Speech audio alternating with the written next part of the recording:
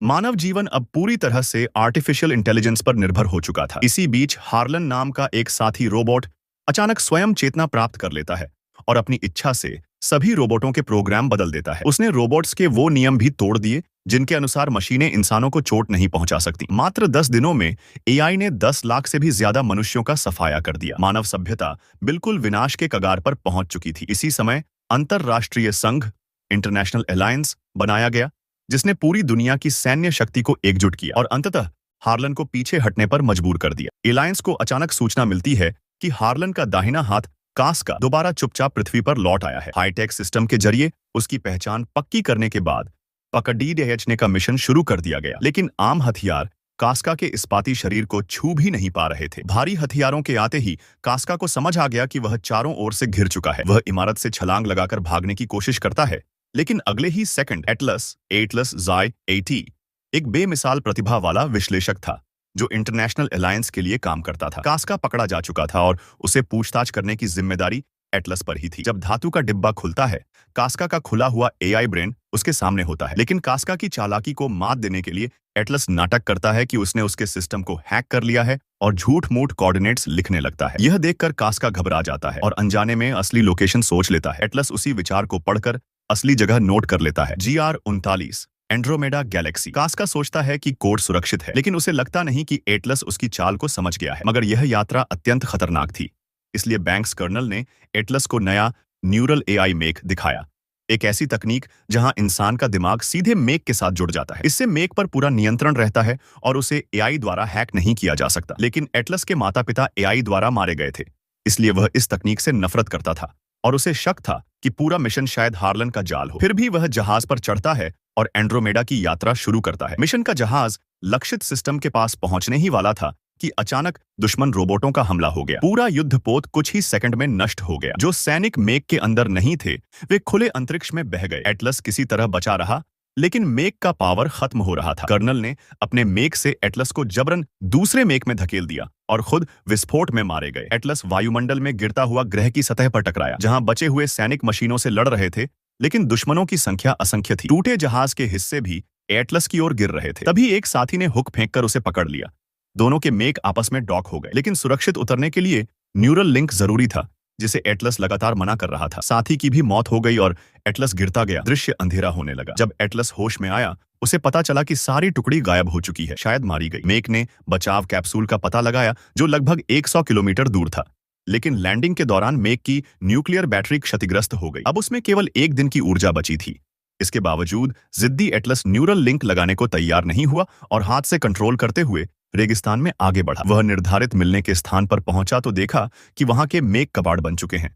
सैनिकों का कोई अता पता नहीं। तभी दूर उसे कास्का दिखाई देता है। यह साफ था कि हार्लन इस ग्रह पर बड़े पैमाने पर रोबोट बना चुका है और अगले ही पल मेक ने चेतावनी दी कि दुश्मन हर तरफ से घेर चुके हैं। बिना न्यूरल लिंक के मेक लगभग बेकार था। कास्का ने एटलस को देख लिया और हमला शुरू कर दिया। मेक भागने लगा, दुश्मन पीछे लगे थे। एटलस आवाज से मिसाइल दागता है, लेकिन निशाना भटक जाता है। तभी एक विशालकाय बवंडर उसे हवा में उठा लेता है। कास्का फिर भी पीछा नहीं छोड़ता। एटलस हवा में असहाय था, केवल अंधाधुंध फायरिंग कर सकता था। चुप रहो, उसकी घबराहट और दर्द दिख रहा था। लेकिन इतनी ताकत के बावजूद मेक कास्का को खत्म नहीं कर पाया। जमीन पर जोरदार टक्कर से एक गहरा गड्ढा बना और एटलस बेहोश हो गया। होश आने पर पता चला कि उसकी टांग टूट चुकी है। मेक ने कच्चे ढंग से उसकी टांग को सेट किया। अब एटलस समझ गया, अगर न्यूरल लिंक नहीं लगाया तो इस ग्रह पर जीवित रहना असंभव है। बहुत झिझक के बाद उसने लिंक लगा लिया। ग्रह के दूसरे हिस्से में एक महिला सैनिक अपने मेक में बचाव कैप्सूल की ओर बढ़ रही थी। रडार ने दिखाया कि कोई तेजी से उसकी ओर आ रहा है, लेकिन एटलस द्वारा पहले से लगाई हुई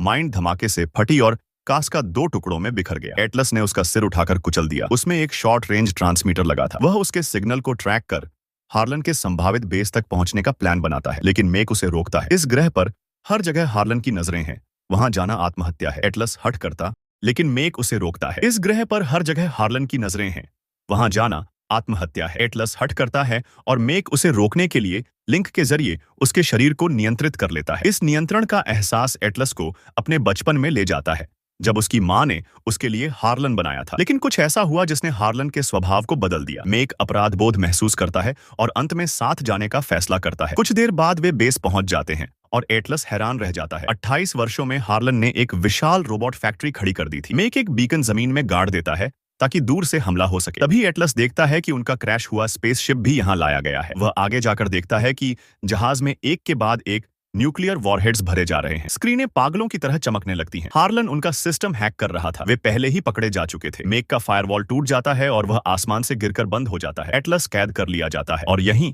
आखिरकार हार्लन सामने आता है। हार्लन बताता है कि यह सब उसकी ही योजना थी। कास्का का पकड़ा जाना, लोकेशन बताना, सब नाटक था। वह चाहता था कि एटलस खुद मानव बेड़े को एंड्रोमेडा तक लेकर आए। असल में पृथ्वी के बाहर एक विशाल एआई रोधी सुरक्षा ढाल लगाई गई थी और उसके प्रोग्राम का निर्माता था एटलस। हार्लन उसके दिमाग से एक्सेस कोड निकालना चाहता था ताकि वह मानव जहाजों की पहचान लेकर पृथ्वी तक न्यूक्लियर बम पहुंचा सके। हार्लन चला जाता है और एटलस चीखता रह जाता है।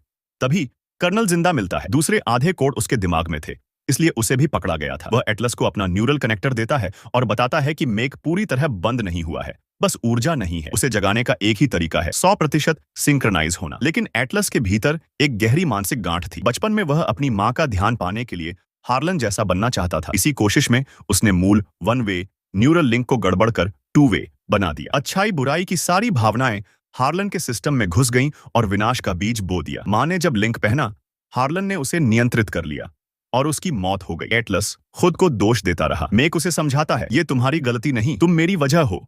मैं तुम्हारे कारण अस्तित्व में हूँ, मुझे अंदर आने दो। अंततः वे 100% सिंक हो जाते हैं। मेक दीवार तोड़कर बाहर निकलता है। अब उसके पास बस थोड़ी सी बैटरी बची है और सभी हथियार छीने जा चुके हैं। सिर्फ एक चेस्ट कैनन बची है। रोबोट सैनिकों की भीड़ आ जाती है। मेक हथियार छीनकर पलटवार करता है। दुश्मन समुद्री लहरों की तरह उमड़ते हैं और एटलस पीछे हटता जाता है। कर्नल ईंधन टैंक पर गोली मारकर उसे उड़ा देता है, जिससे एटलस बचकर ऊपर पहुंचता है।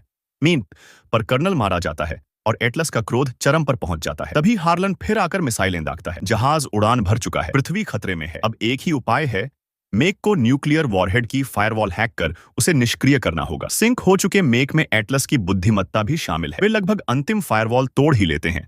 तभी एक मिसाइल छोड़ी जाती है। जर्जर जहाज का मलबा नीचे गिर रहा है और बचाव कैप्सूल सिर्फ 2 किलोमीटर दूर है। एटलस उसे देखकर भागता है, लेकिन रास्ते में हार्लन उसे रोक लेता है। उसकी उंगलियों के बीच से एक प्लाज्मा भाला निकलता है और अंतिम निर्णायक युद्ध शुरू हो जाता है। अंतिम लड़ाई शुरू हो चुकी थी। हार्लन एक छलांग लगाकर सीधे मशीन में मेका के ऊपर जा चढ़ा। अगले ही पल उसकी तलवार ने कॉकपिट का ग्लास चीर दिया और आइट की बाहों पर कई गहरी कांटें पड़ गईं। दर्द के बावजूद आइट ने हिम्मत जुटाई और एक जोरदार ओवर शोल्डर थ्रो लगाकर हालान को फेंक दिया। इसके बाद उसने एक भारी किक मारकर उसे और दूर धकेल दिया, लेकिन हालान ने हाथ की तलवार को अचानक एक लंबी चाबुक जैसा रूप दे दिया और उस चाबुक ने मेका को लगातार मारना शुरू कर दिया, जिससे मेका पलटकर कुछ नहीं कर पा रहा था। अच्छी बात बस इतनी थी कि हालान की चोटें अभी भी मामूली और सतही थीं। आइट ने अपना मन शांत किया और मेका को आदेश दिया कि वह हालान के हमले के पैटर्न का विश्लेषण करे। आइट समझ गया था कि अब उसे बस एक ही वार में इस लड़ाई का अंत करना है, लेकिन तभी कुछ अकल्पनीय हुआ। हालान की पहले कटी हुई भुजा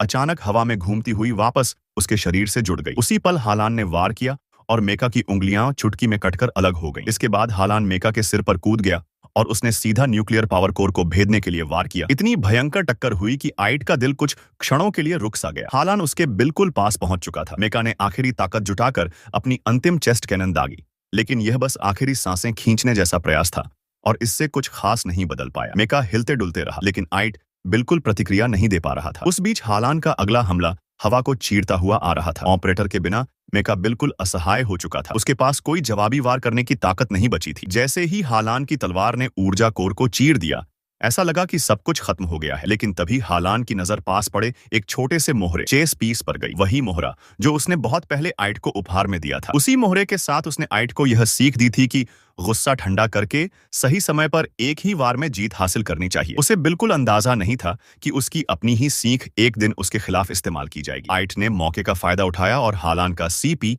कंट्रोल पॉइंट कोर निकाल लिया। इसके बाद वह वापस अपने मेका के पास लौटा, लेकिन मेका में अब खड़े होने लायक भी ऊर्जा नहीं बची थी। इसलिए मेका ने अपनी बची हुई सारी पावर को ऑक्सीजन में बदल दिया और वह ऑन ऑक्सीजन आइट को ट्रांसफर कर दी ताकि वह जिंदा रह सके। इसके बाद मेका ने चुपचाप सिर्फ एक काम किया, रेस्क्यू फ्लीट के आने का इंतजार। चाहे आइट को उससे जितना भी लगाव था, लेकिन मेका का अंत तय था। आखिरकार उसकी ऊर्जा खत्म हो गई और वह हमेशा के लिए ऑफलाइन हो गया। आइट ने आंसू रोकते हुए अपने साथी को आखिरी बार अलविदा कहा। कहानी के अंत में आइट एक रेस्क्यू कैप्सूल में बैठकर पृथ्वी की ओर लौट गया और उसकी नई मशीन जो उसे बाद में मिली ने पुराने मेका की यादें और अनुभव पूरी तरह विरासत में ले ली। यही उस साथ की आखिरी विरासत